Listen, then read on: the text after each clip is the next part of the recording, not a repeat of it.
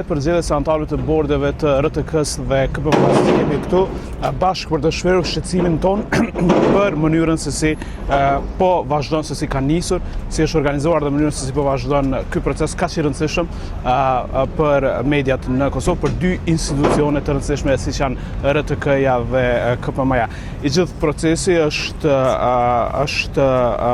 jo transparent që nga fillimi, nga ana e Kuvendit Kosovës, nga ana e në fakt deputetëve të partisë më të madhe, vetëvendosje,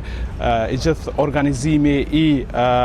shqyrtimit të dosjeve të kandidatëve që kanë garuar janë mbi 70 për RTK dhe mbi 30 për KPM,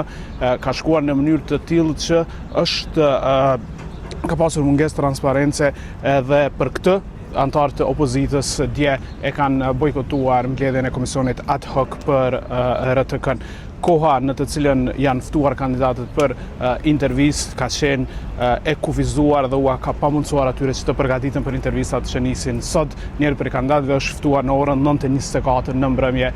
për intervistë gjatë ditës së sotme, që është praktike e cila nuk duhet ndjekur dhe e cila ua kufizon të drejtën e atyre që kanë kandiduar për tu përgatitur. Gjithashtu deputetët nuk e kanë pasur kohën e nevojshme për të shqyrtuar dosjet e kandidatëve, pasi që ato për mbi 70 u janë dhënë të premten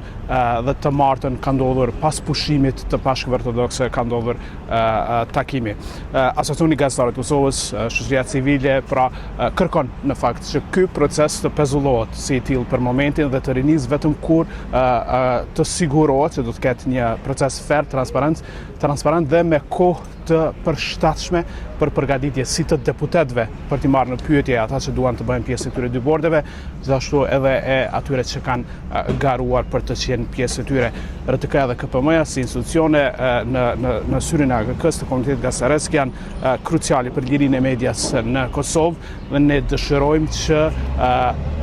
më mirë të ketë vonesë për zgjedhjen e anëtarëve të bordeve sesa të ketë një proces i cili tashmë është i kompromituar dhe që ka për synim shohim një kapje politike të këtyre bordeve nga vetëvendosja. Faleminderit.